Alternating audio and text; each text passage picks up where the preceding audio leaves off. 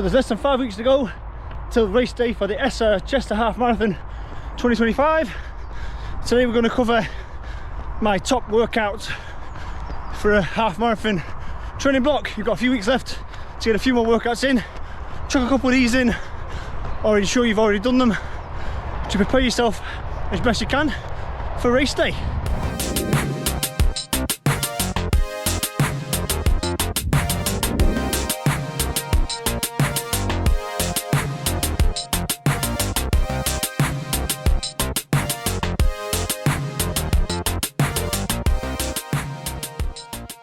So yeah, at the time of filming, it's just under 5 weeks to go to race day. By the time this publishes, it'll probably be around 4 weeks to go. So yeah, a month prior to race day, and yeah, take a bit of time to get a few more workouts in. But yeah, these are my top workouts to include before obviously half marathon race day. If you've already done some of these, that's obviously a bonus because you haven't got all that much time left. But whether it's for the Essar Chester Half Marathon or other marathons beyond that, these are my top workouts for the half marathon distance.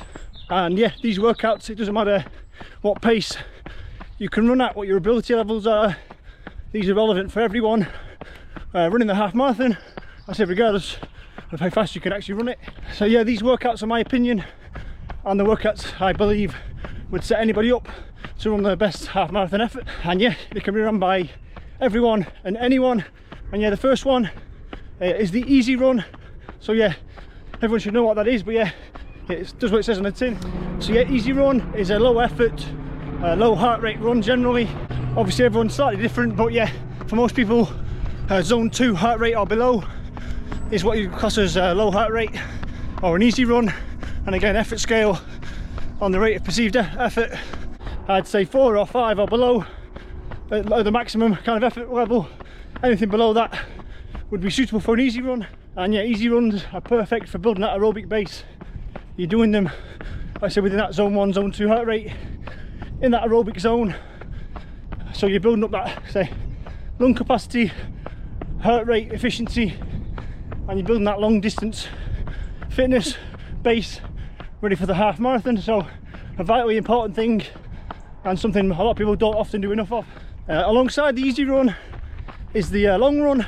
Now again, this is relative to individuals, but as we're talking about the half marathon, for me personally now, if you're training for a half marathon, you've got to start going beyond that 16k, 10-mile boundary on a fairly regular basis for your long run. Still to get those 15-16k's in, 9-10 miles plus, get that leg strength and that endurance built up. If you're not used to running all that far, if the half marathon is a step up in terms of distance for you, it's one of your first ones you've ever ran, then again it's vitally important you build that leg strength and that endurance within your legs. I believe there's two kind of main points within running fitness.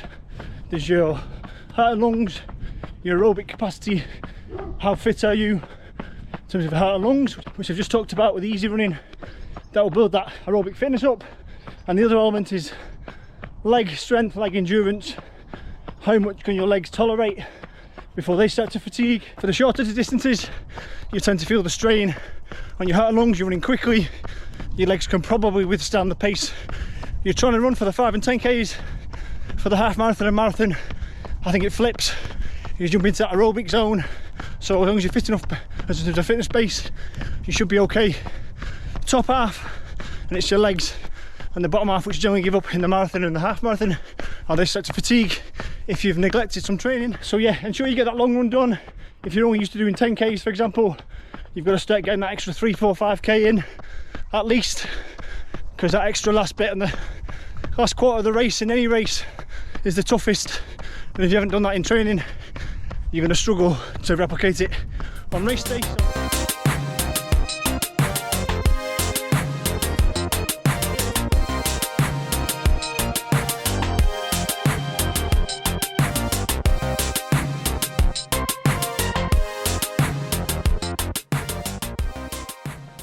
The opposite end to that, the next thing I would recommend would be doing some intervals. So it's really short, really fast, intense bursts of speed with a walking or stationary break after each one. So it's not continuous running, and you might think, why you're recommending this for a half marathon race. Fitness is dictated to by the ceiling you can get to, and your ceiling in terms of max fitness, peak fitness, is dictated to by how fast you can run. We can all jog aerobically for quite a long way at quite a slow pace. It's those really fast efforts which fatigue us really quickly. The higher you can get that bar, so your 5k time or your anaerobic fitness, the higher that bar lifts, the higher you're able to lift that aerobic bar. Behind it, if you've got limitations in your anaerobic fitness, your speed fitness, you will limit yourself eventually on your aerobic fitness. So yeah, intervals are good, even if it is for a longer aerobic race.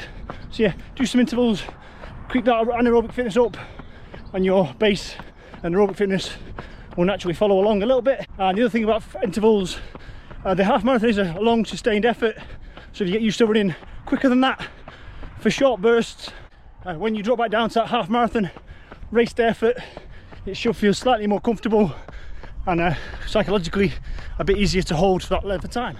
And yeah, the final workout I'd recommend as part of your half marathon training would be a progression run. So this is a great training tool where you set off at a comfortable kind of easy steezy pace, and that should be the slowest part of your run, is the very start, and then you gradually increase your speed throughout the run, and your quickest mile or k should be your last one. You can vary the distance of a progression run, start quite short if you wish to, and build up if you have time. It's a great training tool for pacing. It means you set off at a controlled pace, you have to kind of hold yourself back at the start of the run, and then yeah, for the second half of the run, when you start to fatigue, it's kind of training you and teaching you to push on, push through that fatigue in your legs and that pain in your chest, and push on and finish strong. So yeah, it's a great pacing tool for training, and as well psychologically it helps build a bit of confidence and a bit of resilience.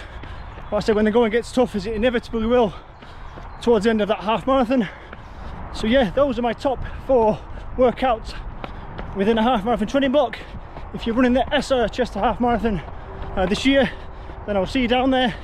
I'm part of the pacing team this year, so good luck with your training. Like I said, there's what, 4 or 5 weeks to go to a race day, so you've got a couple of weeks there to get the last bit of training done and then get yourself into a taper. I will cover the kind of race preview and taper element of training probably in a couple of weeks time, just before race day. I'll cover that bit, so look out for that vlog to drop as I do a little race preview and how long a taper should be, etc. towards the end of your training, to freshen yourself up ready for race day. But yeah, to wrap up now, all the way through this video, during each of the training elements, I've tagged a specific vlog, information vlog, all around that type of running, whether it be long run, easy run, intervals, progression runs, etc. And I'll tag there the different types of run vlog, so you can go and look at that. If any of the terminology or the training terms I've used you're not familiar with, go and watch those. And at the end of this video now, I'll tag the information playlist as a whole. You can click on that playlist, loads of hints and tips, information videos in there for you to help you with your training and running. But yeah, all the best for your training. Not long to go now, nearly a month away. I will see you on the start line. Happy running. See you on the next one.